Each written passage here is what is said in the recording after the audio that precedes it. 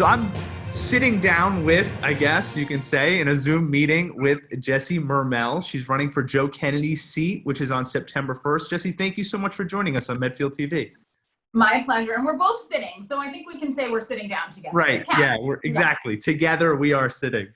That's right. Now, That's right. You have an extensive history that comes into this, one of which you're the youngest select person elected to the Brookline Select Board. I personally think, selectmen is such a great way to get experience in politics and such a good way of an introduction into small towns, the way they operate. So can you tell me a little bit about that experience? Sure. So I was the youngest person ever elected when I was elected in 2007, created a female majority on the board for the first time in Brookline's 300+ year history, which was kind of cool. But you couldn't be more right. I mean, I was elected to the select board in Brookline when I was 27, but I got elected to town meeting when I was 21, and also spent 2 years on the board of library trustees.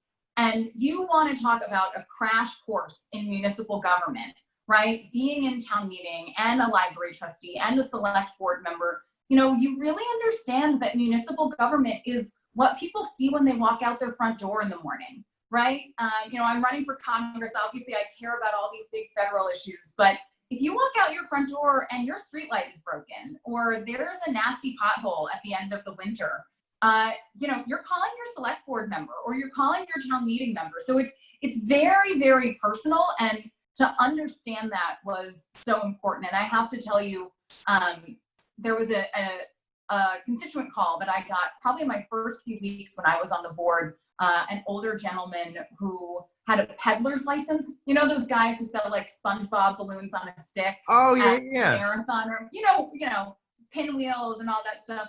And he was retired, and this is how he supplemented his income a little bit. And he was having trouble renewing his license because he had some outstanding parking tickets and didn't have the cash to pay off all his parking tickets at once. And he called me looking for help, and we resolved it, set up a payment plan for him. He got his license renewed. But it was such an important lesson for me that, it's not always going to be the glamorous stuff. It's not going to be the stuff that winds up on the front page of the Brookline tab. But I had the opportunity to make such a real difference in that man's life with just a few phone calls. So municipal government is wonderful, and you learn a lot, but you also get a chance to make tangible changes for people that hopefully are for the better. Absolutely.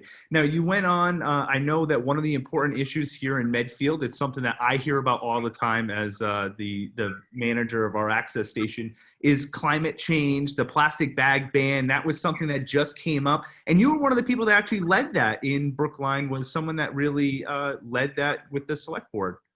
Yeah, a decade plus ago now, I partnered with some remarkable local activists. No one does anything by themselves, right?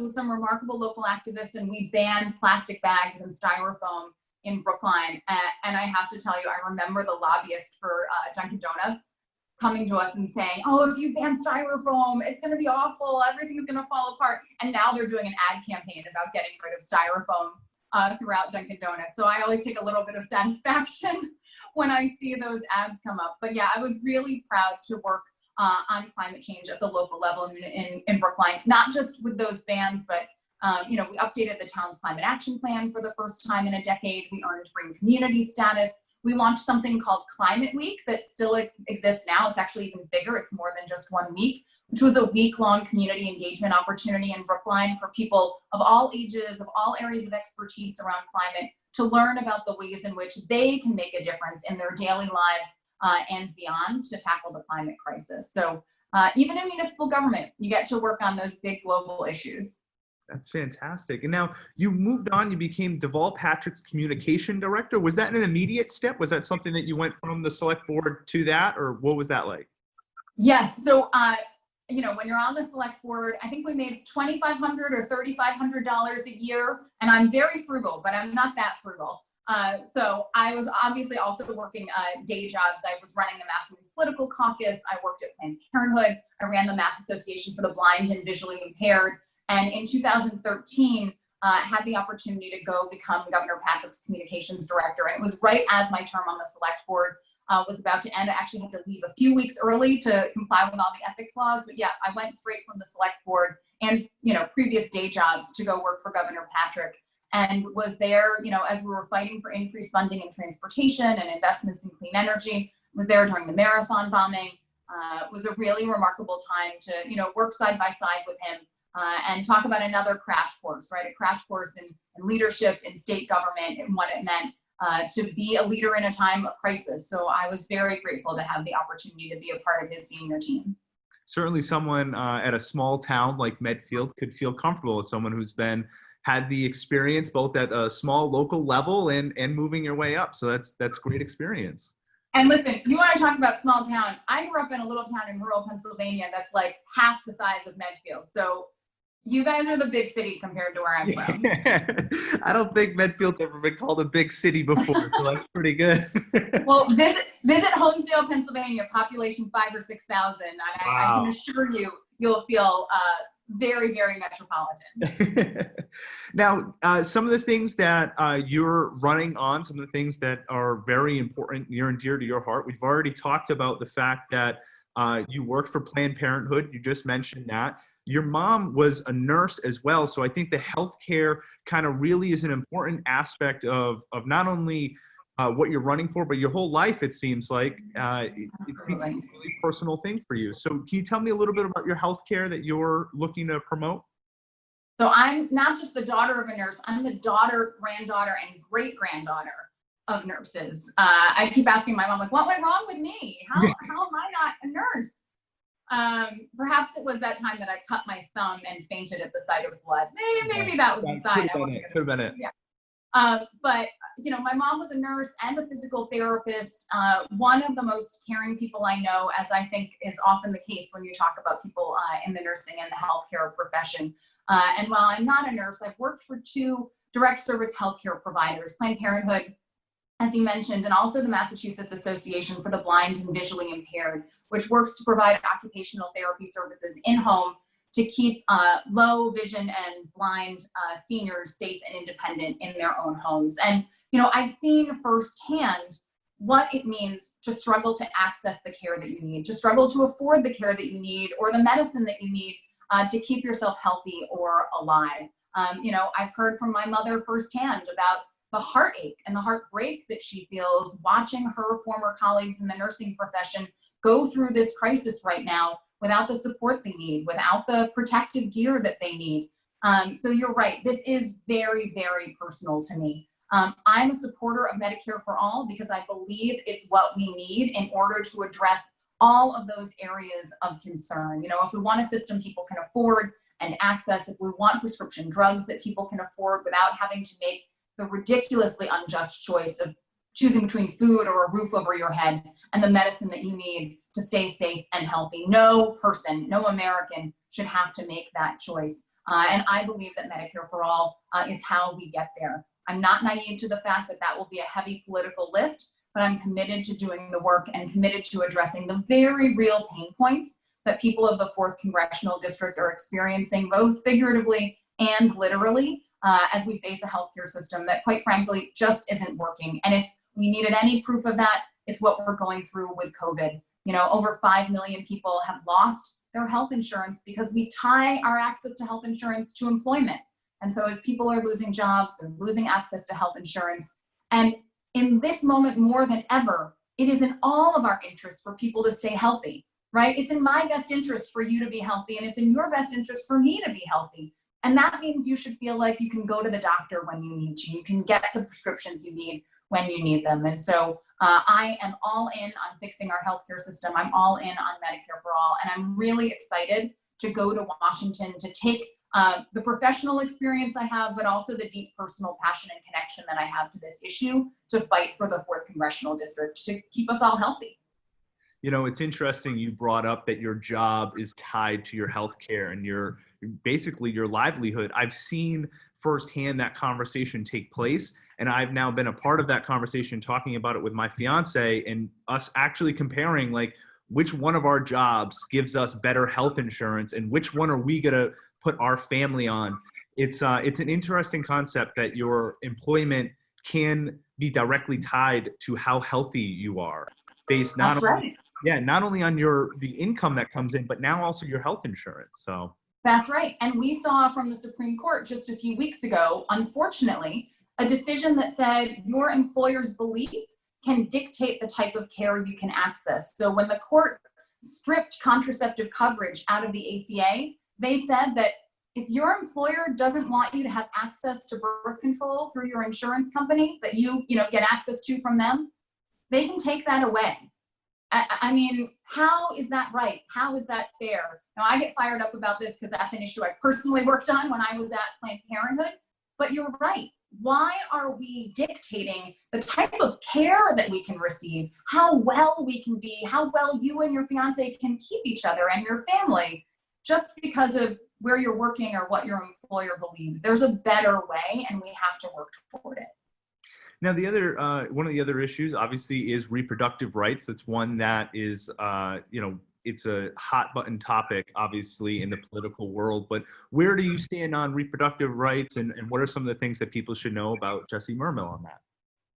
Well, I was the former head of external affairs at Planned Parenthood, so I'm a pretty big supporter of reproductive rights, access to abortion care, and reproductive justice. Listen, we know that reproductive justice is economic justice, it's racial justice. It's absolutely essential as part of any conversation about healthcare, pure and simple. There's a lot of work that we have to do around reproductive healthcare in this country. We just talked about the Supreme Court case that has set back reproductive healthcare in America. Thankfully, we won another Supreme Court case a month or so ago that could have overturned Roe, but we know that those attacks are coming. So we need to make sure that we codify Roe versus Wade in federal law, the right to access to abortion. We need to make sure that we repeal the Hyde Amendment, which is a draconian federal measure that keeps funding from going to be used for abortion and hurts people's healthcare. It disproportionately impacts low-income people and people of color. We need to make sure that Title X family planning money, a family planning program put in place by the Nixon administration, right? That great champion of women and reproductive health, Richard Nixon, this was his program. And it exists so that low-income people have access to birth control, to STI testing, to cancer screenings, all the services that they need to stay healthy. And Donald Trump has been, in many cases, taking that funding and giving it to something known as a crisis pregnancy center, a fake healthcare center that purports to offer medical services, but in many cases isn't even staffed by medical professionals and provides misleading information to people based on an agenda when folks are seeking reproductive health care.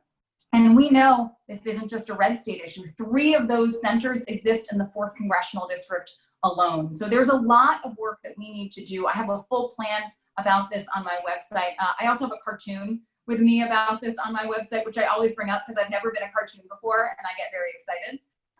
But there's a lot of work that we need to do. And as we have this conversation about inequity and racial justice in this country, we have to make sure that the conversation around reproductive health and reproductive justice is always a part of it, because they're very much connected. Absolutely. We can actually mention that it's jessiemermell.com is the website that people can go and find out more information. Certainly, it's a great website, by the way. Thank you. I'm using it to research this interview, and you guys have a fantastic website that's up. The Meet Jessie, the On the Issues, everything that you guys have is really fantastic on that. So it's a great Well, source. shout out to the team. My team has put a lot of work into that, and we have an extensive list of policy papers because voters deserve to know where I stand, to be able to kick the tires and find out where I'm coming from.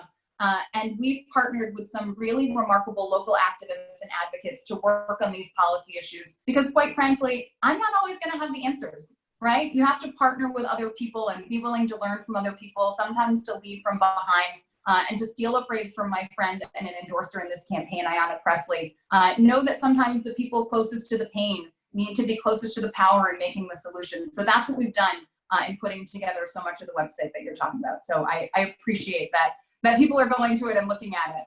Absolutely.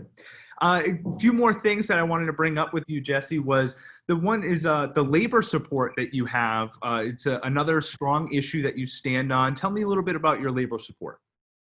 So I'm a former union member. One of my first jobs out of college, I was a clerical worker at a big university, and I was a member of AFSCME. And 3 weeks into my job, management wanted to pull something funny. I was a kid, I was brand new, I had no power, and my union caught wind of it and stood up for me and made sure that I got a fair deal. And it taught me firsthand what it means to have someone in the workplace who has your back. When you're a low-wage earner and you have no power, no one knows who you are, but it didn't matter. My union stood up for me and I was treated fairly. And so I've been a big labor supporter ever since. And I am incredibly proud to have the broadest, strongest, most diverse labor support of anyone in this race. I've been endorsed by the State Council of SEIU, SEIU 1199, the State Council of Machinists, the Mass Teachers Association, and the National Educators Association. Oh goodness, the Coalition for Social Justice, IBEW Local 103. We've actually got another big one that we're announcing later this week, so stay tuned. And I think that the reason we've built this incredibly strong coalition is that I've been on the ground doing the work the past 20 years. You know, I'm not just showing up and running for Congress and saying, hey, I support these issues. You know, I worked side by side with SEIU to negotiate the strongest paid family and medical leave law in the country. You know, I've worked side by side with the Coalition for Social Justice, which is not a labor organization, but fights for workers' rights to increase the minimum wage. I've worked side by side with the Mass Teachers Association to fight for, you know, the millionaire's tax, the fair share amendment that would require the most fortunate among us to pay their fair share so that we invest it back in education and transportation. I am not new to this work. I'm not new to this work in community with my brothers and sisters in labor. And I think that is why you're seeing such a strong response from these organizations. I'm so proud to stand shoulder to shoulder with them in this campaign. So Jesse, one of the last things I wanted to talk to you about was, and I think that this is, it's a powerful statement on your own personal moral standings, is your tax returns. Is you were one of the first candidates to put your tax returns out there, which I was talking to another public servant about this, and he was discussing about how, you know, being a public servant, it's so important that you're out there and that you're putting your whole life out there. People are relying on you. They're voting on you. They're really putting themselves to you. How important is it for you to put your tax returns out there? And what was that like for you? You know, a friend of mine described it as standing naked on Twitter. Yeah, it's a little bit like that. And it did feel a little bit like that, but you know what?